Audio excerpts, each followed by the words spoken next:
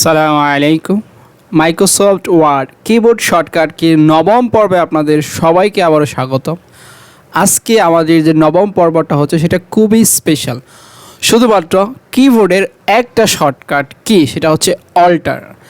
এই অল্টার সুইচটা ইউজ করে আপনি পুরো মাইক্রোসফট ওয়ার্ডটাকে কিন্তু কন্ট্রোল করতে পারবেন।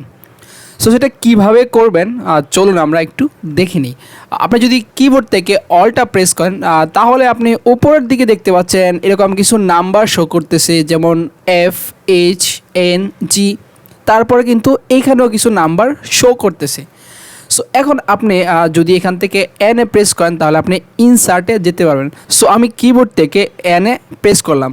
সো দেখতে পাচ্ছেন এখন আমি কিন্তু ইনসার্টের মধ্যে চলে আসছি। সো এখানে কিন্তু অনেকগুলো অপশান আপনি দেখতে পাচ্ছেন। যে লেটারগুলো এখানে আপনি দেখতে পাচ্ছেন সেই লেটারগুলো যদি আপনি প্রেস করেন তাহলে কিন্তু আপনি এরকম কাজগুলো খুব সহজে করতে পারেন। ওকে, সো এখানে আপনি দেখতে পাচ্ছেন পিকচার। আপনি যদি পিকচার আনতে চান সেক্ষেত্রে পিতে প্রেস করতে হবে। আবার আপনি যদি কোনো শেপ ইউজ করতে চান সেক্ষেত্রে আপনি SH প্রেস করতে হবে। সো এখানে দেখতে পাচ্ছেন একদম শেষে এখানে হচ্ছে সিম্বল, তারপর হচ্ছে ইকুয়েশন। সো আপনি যদি সিম্বল ইউজ করতে চান সেক্ষেত্রে আপনি জাস্ট ইউতে প্রেস করবেন। সো আমি ইউতে প্রেস করলাম। প্রেস করার পর দেখতে পাচ্ছেন কিন্তু আমার সিম্বল চলে আসছে। সো এখান থেকে চাইলে আমি যেই কোনো একটা সিম্বল কিন্তু ইউজ করতে পারি। সো আমি এই সিম্বলটা এখানে ক্লিক করলাম। সো দেখতে পাচ্ছেন আমার এখানে কিন্তু এই সিম্বলটা চলে আসছে। সো আমি আবার কিবোর্ড থেকে অল্টাতে প্রেস করলাম। প্রেস করার পর এখন যদি আমি এরকম লেআউট যে আমাদের রিবনটা রয়েছে সেই রিবনে যদি আমরা যেতে চাই সেক্ষেত্রে আমরা কিবোর্ড থেকে পিতে প্রেস করব। সো দেখেন আমি যখন পিতে প্রেস করেছি তখন কিন্তু আমাদের সামনে এরকম লেআউট অপশানটা কিন্তু চলে আসছে। সো এখানে দেখতে পাচ্ছেন মার্জিন। আমি যদি পেজ সেটআপটা ঠিক করতে চাই, অ্যাডজাস্ট মার্জিন সেটআপটা করতে চাই, সেক্ষেত্রে আমি কিবোর্ড থেকে আবার MA প্রেস করব। ওকে, সো MA প্রেস করার পর দেখতে পাচ্ছেন এখানে আমাদের মার্জিন অপশানটা কিন্তু চলে আসছে। সো এখানে যদি আপনি ন্যারোতে ক্লিক করেন তাহলে এটা মার্জিনটা কিন্তু এরকম ন্যারো হয়ে যাবে। অলরাইট, সো আমরা আরও কিছু কাজ দেখব শুধুমাত্র অল্টা কি দিয়ে। সো আবার আমরা অল্টাতে প্রেস করলাম। প্রেস করার পর এখন আমি আপনাদের একটা স্পেশাল টিপস শেখাবো, সেটা হচ্ছে কীভাবে অল্টা প্রেস করে আপনি যোগ করবেন। সেটা আমি আগের ভিডিওতে কিন্তু দেখিয়েছি। সো এটা আমার কাছে এতটাই বেশি ইম্পর্ট্যান্ট মনে হচ্ছে, এই জন্য আমি এই ভিডিওতে কিন্তু এটা আলোচনা করব। সো কিবোর্ড থেকে আমি এখান থেকে 5 দিলাম, তারপর এখানে 6 দিলাম, তারপর এখানে 1 দিলাম। সো এই পুরো লেখাটাকে আমি এখানে সিলেক্ট করলাম। সিলেক্ট করার পর কিবোর্ড থেকে আমি অল্টাতে প্রেস করলাম।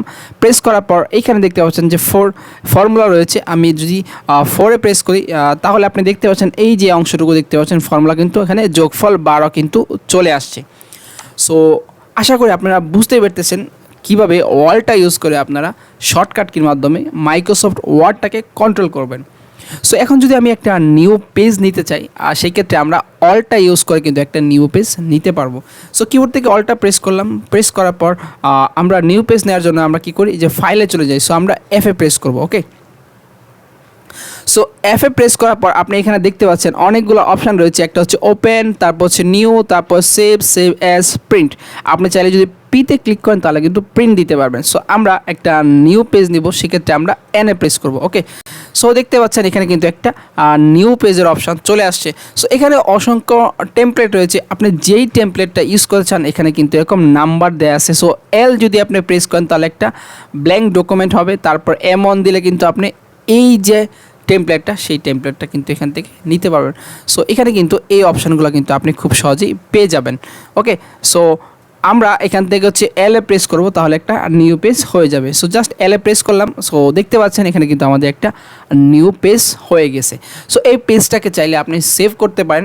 অল্টা চাপ দিয়ে ধরে আপনি যদি অনে চাপ দেন তাহলে দেখতে পাচ্ছেন সেভ এজ অপশানটা কিন্তু আমাদের সামনে চলে আসছে। সো আশা করি এই অল্টা কি দিয়ে আপনারা মাইক্রোসফট ওয়ার্ডের পরিপূর্ণ কাজগুলো কিন্তু শর্টকাট কির মাধ্যমে কন্ট্রোল করতে পারবেন। সো দেখা হবে আমাদের পরবর্তী পর্বে। ভালো থাকবেন, সুস্থ থাকবেন।